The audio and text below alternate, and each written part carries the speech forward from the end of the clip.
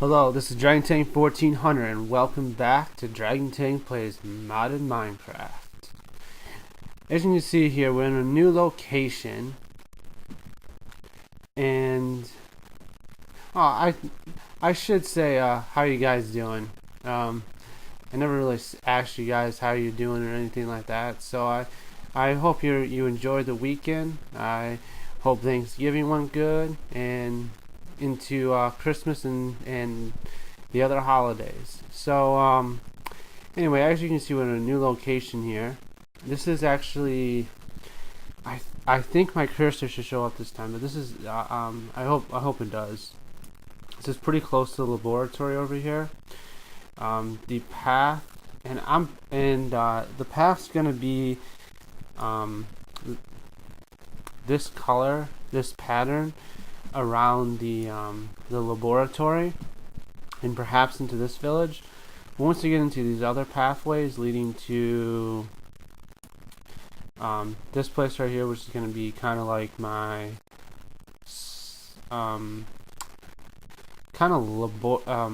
library and slash magic place, enchanting.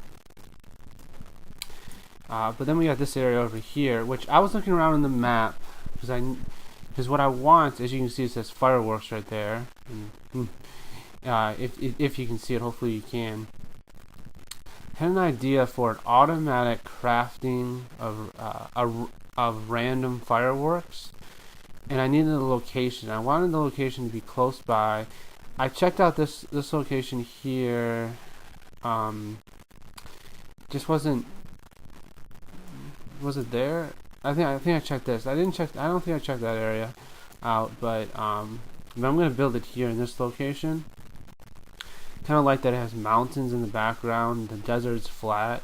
You got this water. You even got this little island here. And the path is gonna lead up to the fireworks. Let me get this back on. I may have to do. Oh. I crafted some of the Tinker's Construct armor as well. I actually did a lot of random things in the last week, so it might be kind of a random episode. But most of the things I did were in one location, except for the fireworks display. How the Tinker's Construct armor works, I'll show you guys that once I'm back in the laboratory. So I'll have the book for it, but I may, as I said, I may have to fill in some water here for the dispensers for the fireworks, or I just may have like I'll have to decide on that later. So I kind of want it this level right here ish. But we'll have to see. I don't really like terraforming, as I said before, but I may have to for that. Let's go down here. I have the wings now, so I don't have to use the staff of the traveler. So I've done redstone. Yeah, redstone. Now, these right here are from Project Red, and the decoding randomizer, I'm not sure if there's a way to do the randomizer. I know there's a way to do it with dispensers and comparators, but I'm not sure if there's a way to do this like triple randomizer in vanilla. I know there's a way to do the pulse forms, and this is messy redstone. This is like the first sort of complicated redstone I've ever done, and I like it. But I'm still learning. Redstone is like anything else. You have to practice it to be good at it. And luckily, this pack does have Project Red, which makes things like creating pulse formers just one block instead of I think there would be, I don't know the most compact, but it would be bigger than one block. Let's just put it that way. And basically how this works is this is a pulse former, goes into a decoding randomizer. I kind of needed that because this decoding randomizer acts weird unless it's given a pulse, and even with a pulse, sometimes it's not long enough to change it over. So I kind of needed that to create a pulse there. This, I'll explain this part of the circuit and then the second part. But this goes into, it's either going to go down the lime green, this right white one, or straight. These two do the same thing. I just didn't want, the only reason this is here is so it does the, it does this basically twice, and that's what I wanted. So if it goes either right or straight, it goes into another decoding randomizer, which either goes straight, left, or right. So if it goes left or right,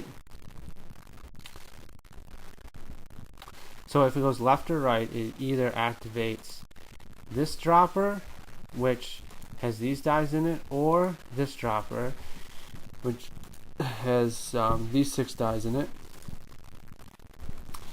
If it goes straight, it activates both of them. I'll get to that dispenser I'll get to those 2 dispensers in a second.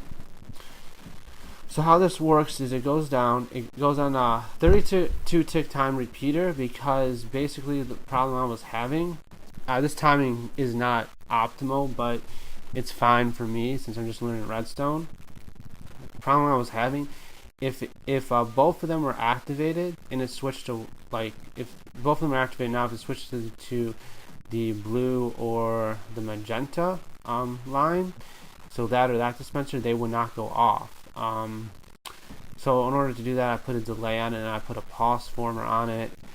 This is probably too much, to be honest. And I had to switch, as you can see, there's a repeater here and a repeater here.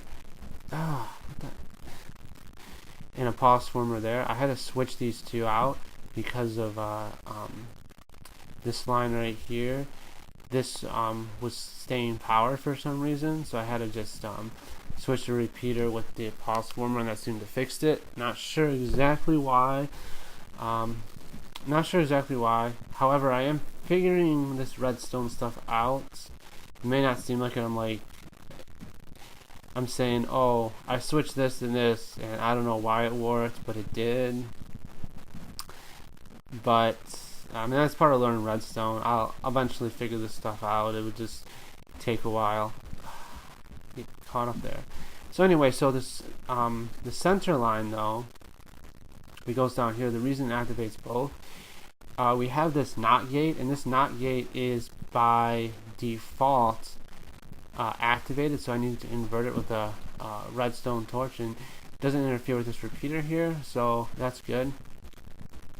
So the NOT gate will activate this line and this line. It could activate this line if this pulse former was in here, so it's good that's there, but it doesn't really matter since it's connected to the magenta circuit anyway. I keep getting stuck for some reason. I don't know why. Anyway, what's my sound at anyway? Oops, that's not sound. This is a tad low. Oh, I got these boots. These are high step boots, so I can just walk over stuff. That's probably why I'm getting caught up here. So anyway, these lines down here goes to the black line, which goes to this dropper, and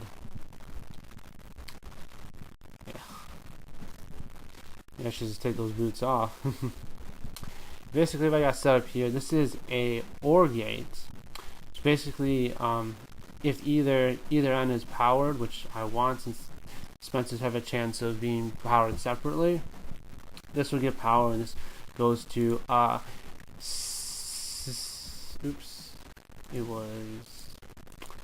this goes to a 64 tick repeater, which goes to a pulse former. And the reason for that is that I wanted, this has the gunpowder in it. Let me get up there. This has, oh, it doesn't have any gunpowder in it right now, but this will have the gunpowder in it. And how I plan on crafting it is I'm going to use the auto crafting unit from Rotary Craft, because it has this has what is it, 18 slots for crafting. Since each one of them have a gunpowder recipe, and each one of the fireworks, if you look,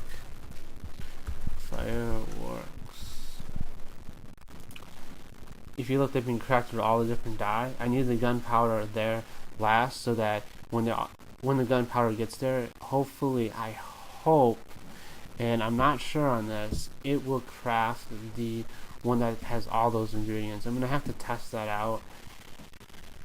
That it's gonna be a problem, because if you add all these up, I think it's like 42 different crafting things.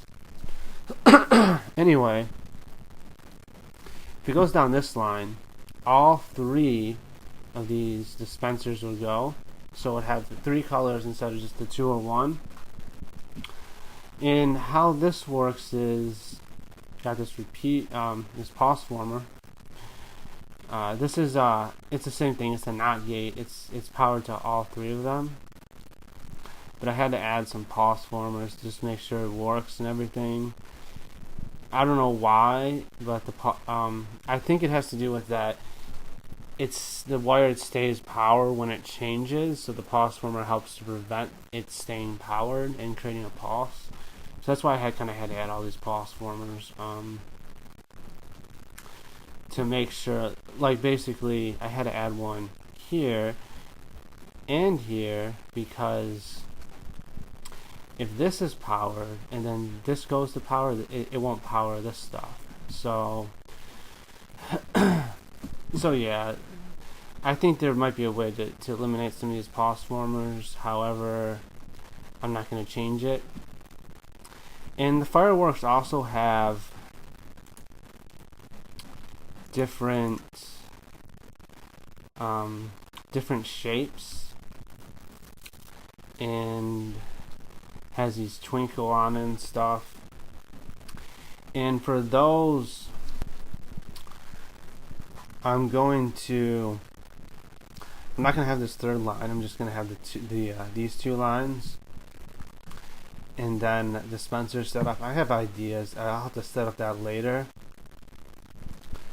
Anyway, so sorry about that. It's like every time I go to record, after like just a couple minutes of talking, I have to get a cough drop. I don't know why. So let's go back to the laboratory. I've done some work, not on the laboratory, but on the outside. Let's sleep. It seems to be dark right now.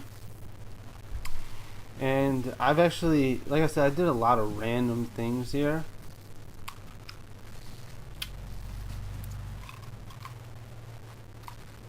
Come on, load in. So, ooh, floaty. I wonder if that's faster. Because usually jumping in Minecraft's a little faster, but this one has this other floating mechanism to it. So, the first obvious thing is I moved the project board. And let me get up there.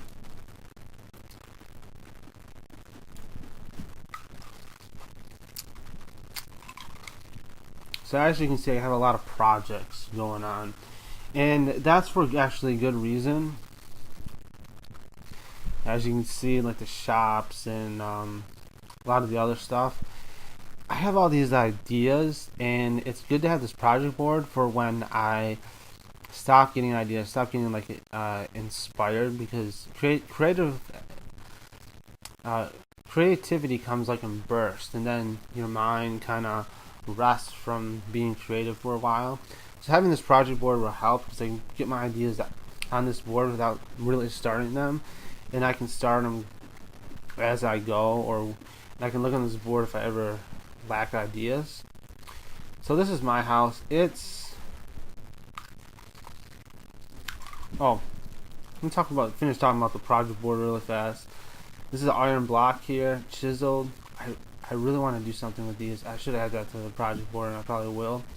The back here, blank, but it's probably just gonna add more stuff on the project board. Basically, we're thinking about a map, but I want a map wall separate from the project board. So I think it looks turned out pretty good. It's not done, but it's coming along. Anyway, so this is my house and the main character of the story's house. See, added some fences and some windows there. I might not change the outside anymore, or I might add some stuff to it. It's the outside's kind of simple, kind of plain, but I think it's just enough detail where, because the roof is kind of very organic in its shape. It has like 3 different pitches to it, so I think it works. Anyway, so I got a chair here. Someone want to sit outside. I still have to add the texture to the door. It's not done. You get in. I've been doing a lot of interior decorating here. Kind of inspired to do so. Disc rack. Got a clock there. Bookshelf. Maybe like a coat rack right here. Hat rack. I gotta fill some of these out. And some bookshelves. That's one thing I still gotta like fill out. Let me get these off just for a second here so I can just walk properly through this. Table. This is like the hallway. Didn't want to like color the hallway too much. This is in the story. This is gonna be like the dad's room, and I think it turned out pretty good.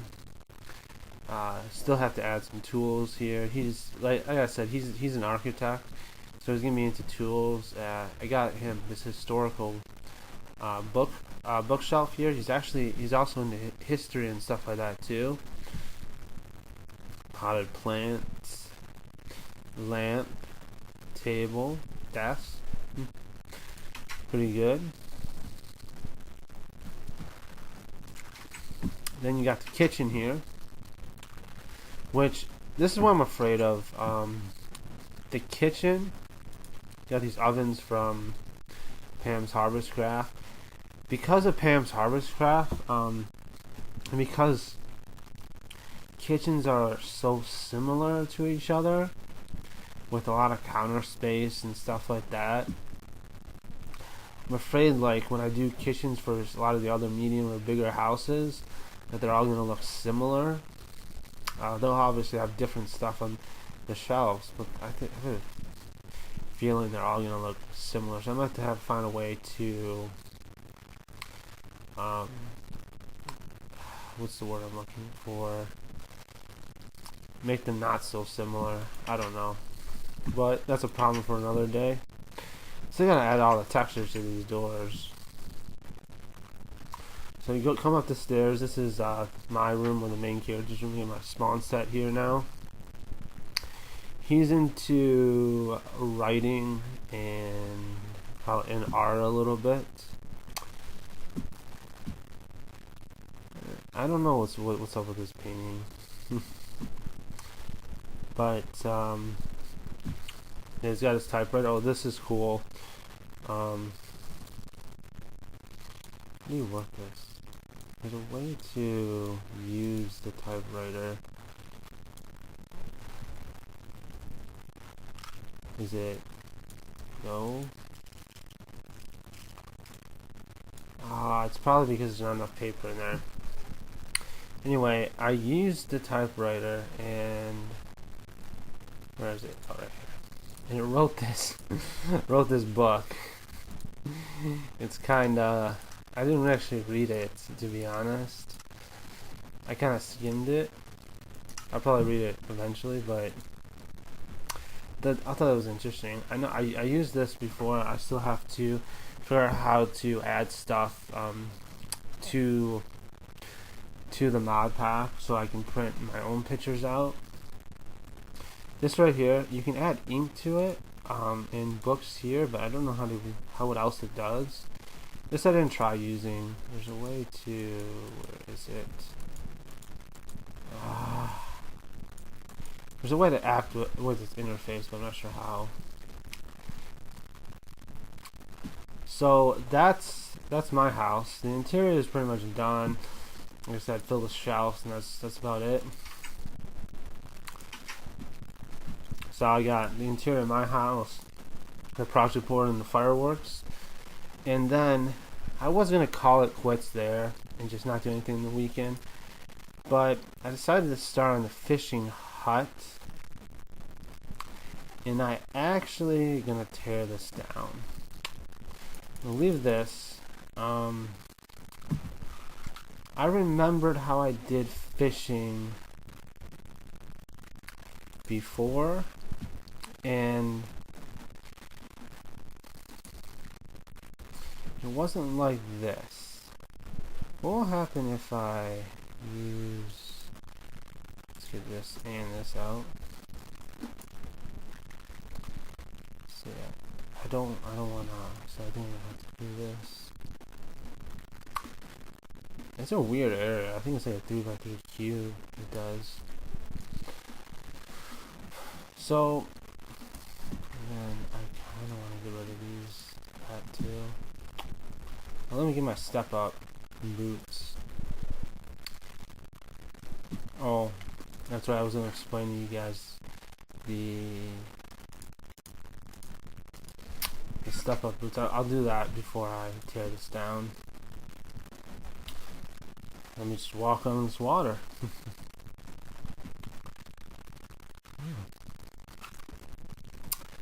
Nice. Nice. Let me go down. I gotta really have to finish this stuff up here. And go down to this room. Haven't seen this room in a while, have you? I think it's the materials in volume 1. Yeah. So the armors in the Tinker's Construct. You can use the whatever it's called to figure out the recipe. However, they have modifiers on them. The goggles with flint and steel, golden carrot, and a night vision, not extended, just a regular night vision, or not. Yeah, it can't be extended. It doesn't work. I had extended ones. I had to create a new batch. Has to be like the 3-minute one, and this will actually give you night vision. And these they come with natural abilities too. I'm not wearing them right now because of the night vision, but you can zoom in with them as well. It's pretty cool. This has a natural ability of a swift swim. This one gives you the perfect dodge.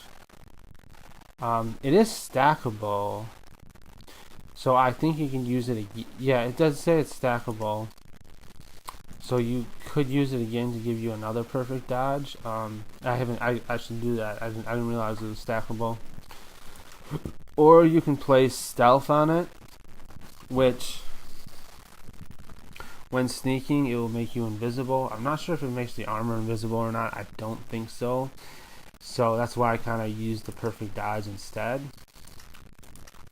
That's pretty cool. And then this one, this one's the wings, but it's the pants, really. It goes in the leggings spot. Oh, it is stackable. Allows you to glide down slowly in air. So I wonder what the stackable actually does for this one. Who knows? But there's also the wings give you you can jump higher 2 blocks. This one is what I use to walk on the water. The boots also give you step up, which you can get one block of step. And you also have these lead boots, which Basically allows you to walk on the water, and with Swift Swim you can easily go in the water. But I don't know. I think it's actually better, because you can. I'll show you guys this in a second why. But this one gives you the double jump, which might have some fun with that later. This is the hand makes you be able to mine like stone and stuff with your hand. Then I got moss on all of them. This is the double jump. Okay, what was the other one? Slimy shoes. When I put on slime, I bounce and don't take damage. I should be able to replicate the effects by putting slimes in my shoes. Dampens the fall impact, reduces fall damage taken. I don't know what the point of these are when you have the wings. I don't know. But it looks like you can also add double jump to either the boots or the wings, which might be cool. Might have to add that to one of them.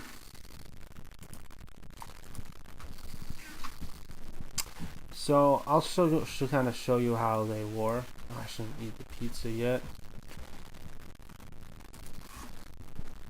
Oh, it's dark again. Means we're actually getting close to the time, unfortunately. So you can walk, but if you press shift, you sink. And with the Swift Swim, it's almost like I think it's a little slower, and it's a lot slippier than being creative, but it's almost like you're in creative mode in the water and stuff. So just get yourself a water breathing potion, or maybe it's a restoration and a night vision potion, or just use the goggles, I guess, and you can build in the water a lot easier. It helped out for this build because it's a dock.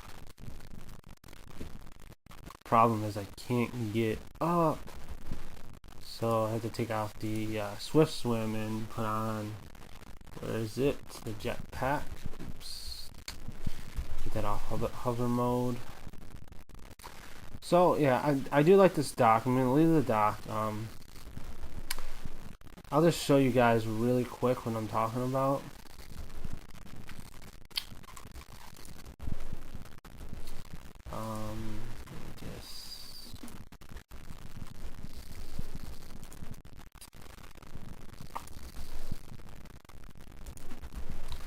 Let me just get this going first. Oops. Let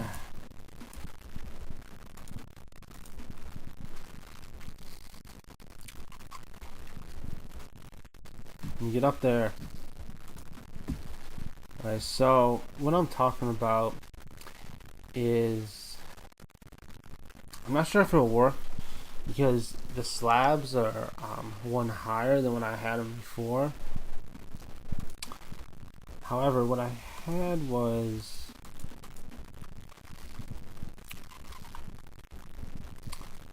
I think that would still work though. Well, I'll have to see.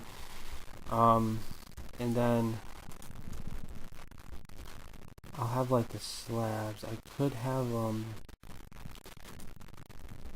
at this level, which is the level I had them before. And I really like the effect that gives. I wouldn't use the same color slabs. I really like this. There's like, this is like the deck, and there's something underneath or whatever. So I'm gonna have to figure that out. But it will be next episode. I figure that out. Anyway, so I'm gonna do the passage of the day and call it episode. It's gonna be a short. I guess it's gonna be maybe a little shorter episode, but I gotta figure that building out, and I have limited time of what I can record, so it's best I do a lot of stuff off camera. Anyway, so let's get to the passage of the day. For false Christs and false prophets will arise and perform great signs and wonders, so as to lead, if possible, even the elect. To lead astray, if possible, even the elect. Matthew 24:24. Now, the reason I'm putting this verse up here, it's just something yesterday that my pastor was talking about, and he was explaining joy. And I understand pastors aren't perfect. No one has perfect theology, so I am going to stay with the church and stuff like. I am going to stay with the church. But he was talking about joy and how it's a fruit of the Spirit. But he was actually teaching the class for mid-20s people. That's me. That's people in their 20s. And in the class, he was teaching about joy. Joy is good, and he was stating that only joy doesn't come from circumstances, it only comes from Jesus Christ. That's definitely true.